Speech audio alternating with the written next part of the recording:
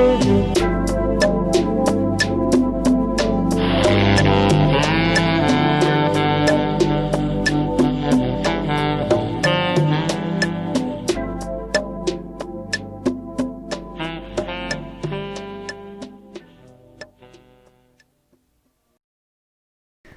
right. Hello and welcome to the Los Angeles Artist on kpcradio.com. Last week we had Daniel Arzate, director of Waiting for James. Today with great honor we have Erick Tlatenchi, an actor who was going to be in Waiting for James until it tragically got canceled due to COVID-19 restrictions. The lockdown robbed far too many opportunities from the people that needed it the most. Tlatenchi works at Amazon, but his dream career is to become an actor. Due to the shutdown, Tlatenchi lost his opportunity to partake in a college play. Mike Ryan, the executive director of the World Health Organization, stated, "What we want to try and avoid are these massive lockdowns that are so punishing to communities, to societies and everything else. Health experts are warning that shutting down the country can cause further harm than the spread of the virus. There will never be a stimulus check that is enough to repay the millions of hardworking Americans that lost their jobs due to this crisis. I'm Alberto Jaramillo, and this is the Los Angeles Artist." What is your dream career? Well, I want to be an actor. Yeah, that's basically it. I've always, like, all my life, I just had, like, the idea that growing up, I just thought, like, oh, I'm going to be an actor. I always said that when people ask me, like, what do you want to be when you grow up? I always said, like, actor. And I feel like nobody actually took me seriously until, like, I started actually doing, like, drama stuff in, like, high school. But, yeah, I want to be an actor. Or I also just want to have, like, something that will inspire, like, young people to follow their dreams. Who inspired you to want to pursue acting? I don't know. There's not really one specific person. I've always just grown up watching, like, movies and stuff. So I've always grown up watching, like, mostly, like, Chicano movies. You get me? Like, Blood In, Blood Out and La Bamba and all that stuff. I always thought, like, oh, you know, they're all Latinos and stuff, and there's people who, like, grew up in LA, and I've always just wanted to do that as well, you know. Did you look up to any actors in particular? I mean, not really. I've always just gone with the flow. What, in your opinion, is the most difficult thing to do as an actor? I feel it's auditions as an actor, because I feel like every actor gets nervous before an audition or even preparing for an audition, because at some auditions you don't really know what you're going to be doing. At most auditions, actually, you don't even know what you're going to be doing until you get to the audition and they give you, like, the thing what you're going to audition with. And yeah. Daniel Arzate stated, "Actors are the ones that create drama, while techies have no drama." Do you believe this statement? I think so, yeah. Because, I don't know, it's because people are very dramatic and actors are very dramatic, and I feel like there's some actors that really just take themselves too seriously, and they just cause drama with other people, and I don't know, it's just, that's my opinion. I don't know, not all actors are like that, but there's certain people who take things too seriously. You get me? What was one of your experiences where an actor took something too seriously?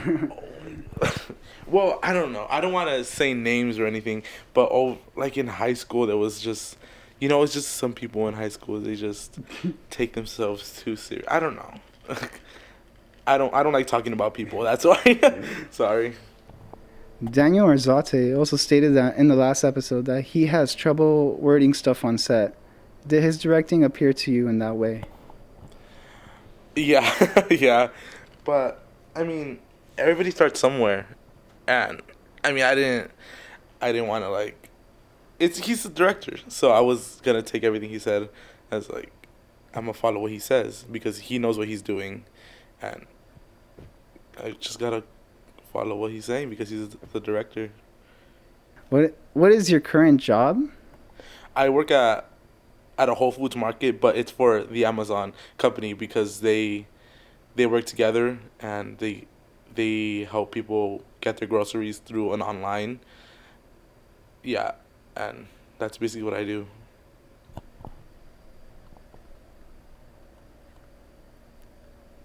How long have you been working there? For a couple months now, starting around May, I believe. Yeah, around May, June. How did you apply to there? My brother actually, he's been working for Amazon for about a year now, and he saw that I didn't have a job. He saw that there was an opening. He said, "Oh, you gotta apply right now because they just they have an opening." And I applied, and I thought because he works at a warehouse, same thing for Whole Foods, but except when I applied, he didn't see that it was for a Whole Foods market. Instead, he thought it was gonna be at the same thing because it's also near his location. So when I applied, I went to this market, and that's how I started working there. On October 5th, Fox Business reported that protesters gathered outside of Amazon CEO Jeff Bezos' multi-million-dollar home to demand better conditions for warehouse workers. This was after Amazon disclosed that 19,816 of its frontline employees have either tested positive or presumed positive of COVID-19. Your thoughts on this?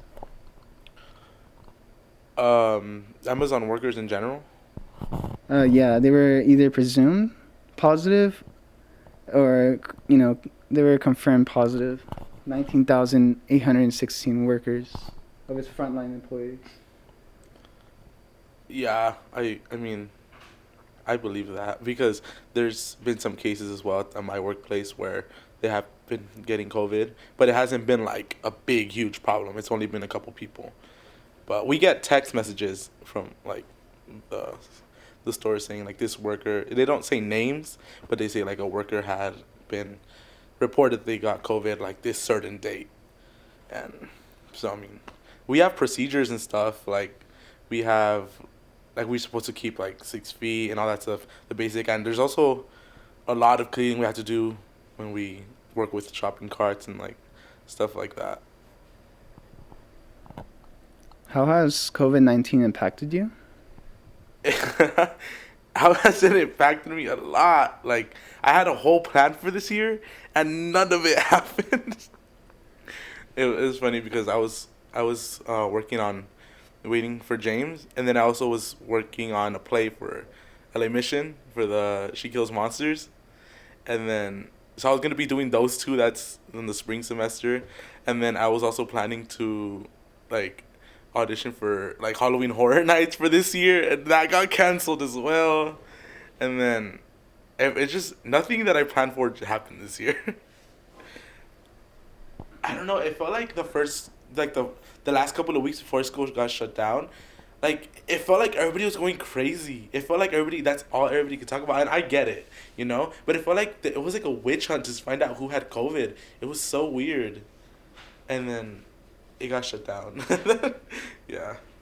Yo, I honestly knew about this like since January, man. Yeah, everybody knew, but like, and I don't know. I didn't think the school was gonna get shut down I knew it. midway. I Man. just didn't feel No, like. because I was looking at Chinese news media, and they were just Oh, it was showing getting that worse. It was every getting day. No, bad. they were showing that since November. Yeah. And since it's Chinese, like they banned it, but then started leaking because obviously it was the Yeah. hugest thing in China. And I heard that like 2 million people left like China in different planes or something like that, and they came to like I don't know, but it was so weird. Like, how do you let 2 million people go, and they had like COVID? It's just so weird. What are your thoughts on Joe Biden saying that Trump is xenophobic for banning travel from China and Europe?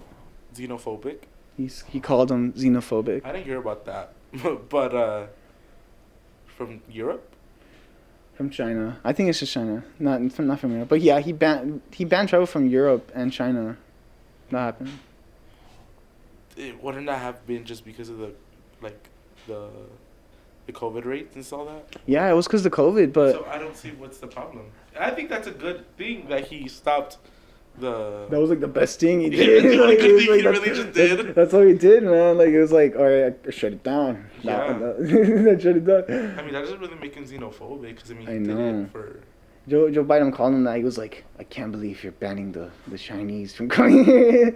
Like that's how he was like portraying it, and I think it's pretty like hypocritical how like now he's like, "I had a plan before him." I was like, "Wait, what? You're?" It's I don't know. I don't trust any of these guys, man. I'm not gonna vote. Actually, I'm not gonna even vote Really? because it's terrible, man. I don't want to vote for Joe Biden. I know. I don't Like, want. no, like have you seen like what Joe Biden said like before? Like he said like They both have had like very sketchy pasts. yeah I'm not gonna even vote because I don't like both of them. Yeah. Like it's either Trump or Joe Biden, and he actually did the crime bill in 1994. And he said he did not want a racial jungle. That's why he didn't want busing. He opposed busing. He opposed public busing and stuff. He said so many terrible stuff. No, yeah, I'm not saying anything like you can vote wherever. No, yeah. But I'm just saying like I see this stuff and it makes me like, oh, I don't even want to participate. I don't even want to participate. And I remember like in high school, my senior year, we were taking economics or government. It was government class, and I swear every single day we would talk about just like the bad things Trump was doing right now. Yeah. When I was like I was like 2019. That was last year. I'm acting like it was like 5 years ago, but no, that was actually like 2018, like December. I don't even remember when I was in high school, but it was just horrible. It was like the whole when you had like that sex scandal or something like with a Playboy girl. I don't even know. I know what you're talking about. Yeah, it was just horrible, and I'm thinking like, how is this man still president? No, it's funny how like I feel like everyone's lives, like parents and mentors, teachers, always told you like, you can't act this way or you won't get a job. You can't get a tattoo or you won't get a job. But then you start seeing these presidents get into power. All these people get into power, have so much money, and then like they've done all these crazy stuff. It's like it's because they have doesn't money. Matter. Yeah, that's it. It's because they have money. I mean, okay, I think Trump is only president because he has money. He has money. Yeah, and all those connections he has with people. I wouldn't say it's just money because like I feel like Bloomberg put more money into like the candidacy this like it was Bloomberg was way richer I think. So I feel like it's because he was I feel like it's his popularity because he was actually in TV first in Hollywood and everything. Everybody knew him, and that's how he got in. And I'm like, bro, what the fuck is these flies? Out of nowhere. No, it's chilling. It's my house too. Like it's like that, and it's crazy, man. Like anyone could be president. Seeing like that this guy's president, like why don't we see any more professional people? Like exactly, it's like it's who we vote for. Like, yeah, no, and it's crazy how like this is gonna be the oldest president ever in history. Did you know that? Biden or Trump? They're both the oldest. Yeah, ever in history. I knew that. In American history, that's like astounding that we elect these people instead of like an actual like energetic person. At this point, it's just for entertainment. Yeah, because like the way. All these 4 years, I don't know. It's just been weird. You were telling me that in your high school, they talked about Trump, right? Like they were like, "Oh man, all these bad things." Yeah, it was mostly like my teacher. They did that. They did that at my school too. My teacher did the same thing, and we were all telling her like, "Oh, we like Bernie. And she said, "Oh, I'm not gonna vote for him because he's too old. He's not gonna be able to." She never discussed who she was. Like my teacher, she never like discussed who we should vote for. But it was mostly like. We're getting into those cases of like what Trump was doing, like why he was so much. And remember when we were in 2016 when he was like running, like the thing came out how it was like grab him by the like what he said. It's crazy like seeing that, and he still made it. I didn't think so. No, it all seems fake, right? It all seems like a reality show. Like he became the president and then a pandemic happened. Like that's the worst chance. Like. Why would you have this person in? I thought, okay, when the COVID thing like here in America started getting bigger, I thought the numbers were bigger. Yeah, They were saying bigger numbers, right? They were saying bigger numbers, yeah. I remember they were like saying like it was almost reaching like 1 million here in America. Yeah, I feel like it's gonna be like that. Man. Yeah, I feel like it's gonna be crazy, man. Like in the future, I feel like we're just gonna live with it. Like it's gonna be like a second disease that we have to live with, because at some point it's gonna be just like the flu, and there's gonna be a shot. No, but like another flu-like pathogen included with cancer, diabetes, and every other respiratory stuff that's already like killing, is gonna be another addition to like the amount of deaths every single year. Yeah. And even with the virus, I think about the people that are anti-vaxxers too. You know, there's people like, I'm not gonna take a vaccine, and then they start getting COVID, and they're gonna start spreading it too. Like, it's gonna be crazy, man. Yeah, and That's crazy. yeah, I don't even know how we're gonna go back. How we're gonna go back. It's crazy. And you told me that you actually got confirmed like COVID-19. Like you took a test and you were actually confirmed. Can you tell me about like how that happened? Like everything during that time? It was one of those free, one of the free ones. You know how there's certain places where you just show up and they give you like a free one, the public ones, like the drive ones.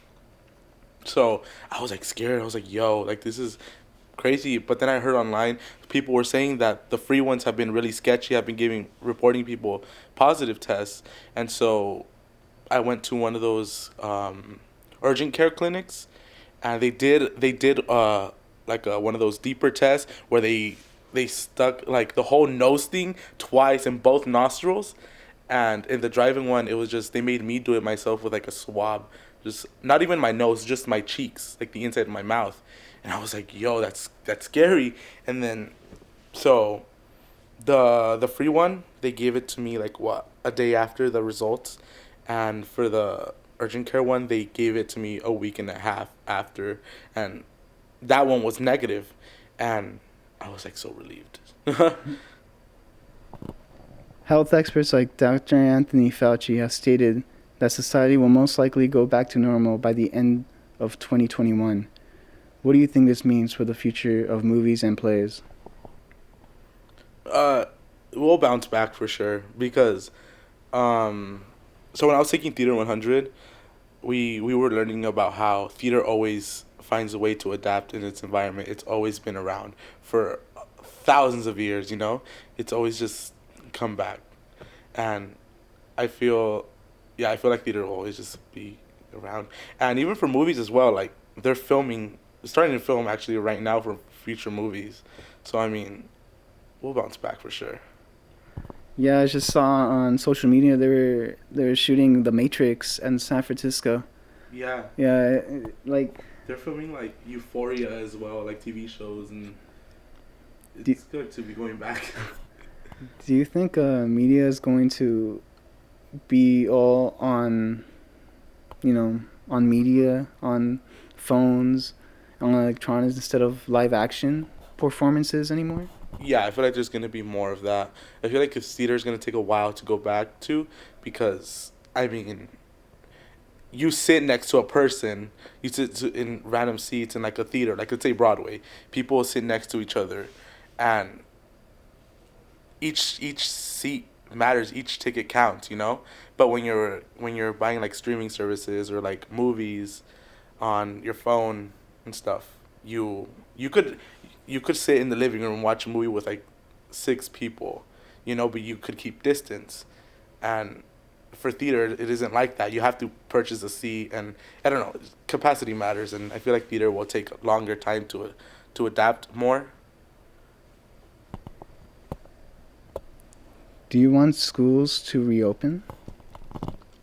No, no, because they say that they're gonna have like guidelines as well, but kids don't listen. Nobody, like, we know that, you know, kids like will run around licking their fingers and running around chasing each other. Come on, they're not gonna listen. They're kids. But I like the way how it's online right now. What do you like about online school? I don't like anything about it. But I mean, I like how I like how, I mean, there's Zoom calls. I mean, but I don't like how they give so many assignments. Well, at least in my case, they're giving so many assignments. I don't know if that's for everybody, but I do know some people who really are liking there's Zoom classes. Do you think by the time you graduate from a 4-year college, you're still going to be on a lockdown? There's still going to be lockdowns on schools? I hope not, but I don't know. No, I don't think it's gonna be a lockdown, but I still think there's still gonna be a very it's gonna be following strict procedures about COVID and stuff, but I don't think we'll be like on lockdown. Can you tell me about your role in Waiting for James? In Waiting for James, God, I forgot what I was gonna be for a sec, but oh my God, what was I gonna be? Oh, I was gonna be just a person who was. Okay, do you know what Waiting for James is about? Or should I explain like what it's about? I think you can explain about the character, because I didn't even read the entire play. Okay, so Yeah, but if basically, you want to, yeah, I mean, yeah, if you want to, yeah, you can. yeah, because we're Waiting for James was about this girl who was waiting for her date, who was supposed to. I think it was like their anniversary or something, and she was waiting for James, the guy her date, her boyfriend, and throughout the whole play she's waiting, and then there's people in the restaurant as well, and she meets this guy, and you know she's just waiting for James. And then in the one of the restaurant, I'm one of the people also at the restaurant, but I am I'm also on a date with my fiance because I just proposed to my fiance, and the fiance was an old like high school friend of the girl who was waiting for her boyfriend that she ran into at the restaurant. So I was like a southern man, you know, I was a country man. I had an accent. How much did you prepare for this role? I prepared a lot. Well, to get the role, nothing. But I prepared a lot. Like I said, I was like researching like, wow, it's a good accent. Like, how could I make this character come to life, you know? And then, so I was trying a lot of different things to make myself seem like, God, I forgot his name, but it's been months. You said you were trying so many different things to. You didn't complete the sentence though. What were you trying to say? I was like trying different things to make the character come to life. To life? Oh. Yeah. And what do you do? Like, what type of different things do you do to make this character come to life? Well, basically, I was like reading. I was really reading the script, more reading about how my fiance had met me, and like I was seeing the kind of interest that this guy had, and like how he spoke, you know. So I was thinking like, how would this man like say this line in particular? How would he greet this character, and how would he, you know, how would he just sit down and how would he be eating at the table in the background, you know? So I was just thinking about different things. I could tell you really felt yourself in this role by the amount of expression you have towards this character. Yeah. Yeah, I really tried to work hard. What are your strengths as an actor?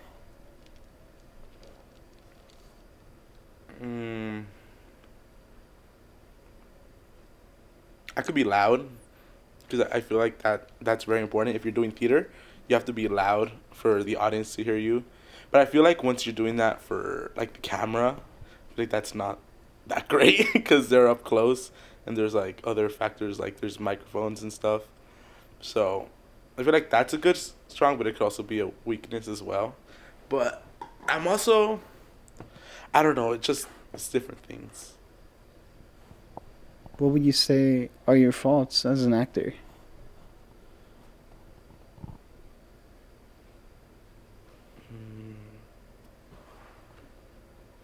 My faults, like what do you mean? Like, stuff that you struggle with as in being an actor.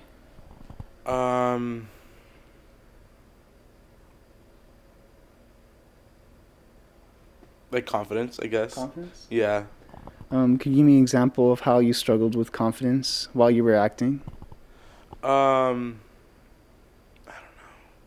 don't know. It's just like thinking like, oh, what if I can't be this character, and what if I'm not good enough for this role, for a certain role, and then I feel like a lot of actors put themselves down, just because confidence. Yeah, and it's a lot of pressure since, you're actually expressing yourself in front of so many people, like especially in theaters, movies, and there's so many people that also receive a credible amount of backlash too, and it's it takes a great effort to actually put yourself out there for that. Yeah, I feel like in my case, I put myself down a lot. I give myself like so much criticism as an actor. I don't know. That's just one. I think that's also one of my faults as well. Criticism for myself. Where do you see yourself in 5 years? I don't know. I don't like to look that far ahead. I usually just, like I said, I just go with the flow, and then whatever happens, happens. Yeah. If you could tell yourself something from 5 years ago, what would you tell yourself? Oh, actually, I do know where I can see myself 5 years from now. Where do you see yourself from 5 years? Okay, I really, over quarantine, I started watching like van conversion videos, like people who actually minimalists, and I've always felt like I've always just been a minimalist, and I feel like I'm gonna be living in a van, not like in a homeless way, but I feel like I'm gonna be traveling, and I really want to be traveling around like the States or like to, I don't know, Canada or something. I want to be traveling, but I also want to be acting as well, if that makes sense. I'll find out how to balance both. Have you ever traveled before? No, I've gone to like Nevada, Vegas, and Mexico, but not really like traveled. Right now, you said that you feel like you're an introvert, right? Introvert or Minimalist. You know what that is? Minimalist. No, I don't know what that definition of that word is. So minimalists are people who try to value all the like the little things that they have. They don't want to. They're not people who like to buy like tens of different shirts for like different occasions. They just value every little item that they have. They don't try to have big amounts of everything because, minimalists, they like to have minimal of everything. What makes you a minimalist? What stuff do you do that makes you a minimalist? I feel like that, like I just said, I don't like to have like 10 pairs of shoes, I don't like to have like 10 pairs of Jordans, I think I'm good with just like 2 pairs of shoes and then a couple pants and, just to make it count, and then if let's say a shirt rips or something, I'll just go buy another one, I won't like, yeah. Do you think you being a minimalist has ever impacted your acting? I don't think so. No. I'm trying to think of something else. Oh yeah, like right now we're going through an election year. Have you decided who you're gonna vote for? No. I mean the obvious answer is yes, but I don't know. I don't really want to vote for either of them, either president, but I mean, I'm gonna vote for sure. And it's crazy how these two presidents are the ones that are going to be controlling the pandemic, the everything. Like, these are the people that you wouldn't want to be in charge of this. Okay, so here's what I want to say. So I think every person who is either 18 right now or had just turned 18, I think everybody should just go vote right now because our vote really does matter. Even if you think like, oh, like we're not really caught up with like the elections and stuff, educate yourself. Like go figure out who these politicians are. Like go find out about their past, find out about what makes them what's their strengths because they're gonna be the ones representing us. So I feel like we need to go vote now because our votes will matter 4 years from now or like 12 years from now because we're still going to be voting. The people who we get into office right now, we're going to be voting for them, even if it's just president or our mayor or our governor, we vote for that. It's like the only reason they're the like options for president right now is because in the past that's who they voted for, but we could change that. We can make it better. What are your thoughts on the California wildfires? The Trump administration has been saying that the reason for the California wildfires was because of we weren't properly maintaining our forests, but there are many other credible sources are saying it's also due to global warming. What are your thoughts on this? It's 100% because of global warming. Honestly, what can Trump say about California? He doesn't like California. He doesn't. Or more specifically, Los Angeles. He doesn't like our state. and he can't be speaking on our state because it's of his like opinion, you know. But I do think it's about global warming as well, because every year California wildfires get worse, and it's starting to get scary because it hasn't been that bad since this year. Like, it's been this year, I think is the worst year that I've seen wildfires. Living here for like 19 years, it's been pretty bad, and it's getting worse every year. Governor Gavin Newsom announced California will phase out gasoline-powered cars and drastically reduce demand for fossil fuel in California's fight against climate change on September 23rd, 2020. What are your thoughts on this? I don't see a problem with it because, I mean, is he gonna get rid of is he gonna stop letting people drive their current cars? In 2035, you won't be able to sell a gasoline-powered car. You are only going to be able to sell electric-powered cars. But like, for people who have current like gas-powered cars, like, are they gonna be able to drive their cars? I think, yeah, but all the major companies are not going to be able to like produce any more gasoline-powered cars. I don't see a problem with that because I think what we have now is good enough. You can't.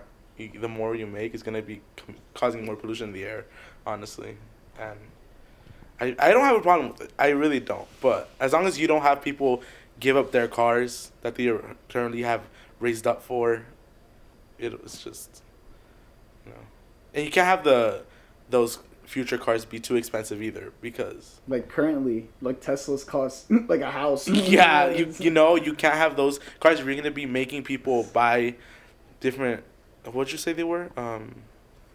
Different electric cars. Electric cars, like, you know, like, you can't be raising the price on them because yeah. you're legally gonna make it so people have to buy it. So you have to make it a good price. Yeah.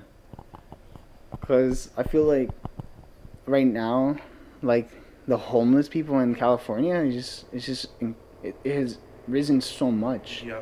And it's representative of the, you know, the housing. Like, no, you can't rent a house because it's too high. They change the rent. Like, 1 month it could be 200, and then month it's gonna increase. You know, we're gonna have to kick you out. That's what's been happening.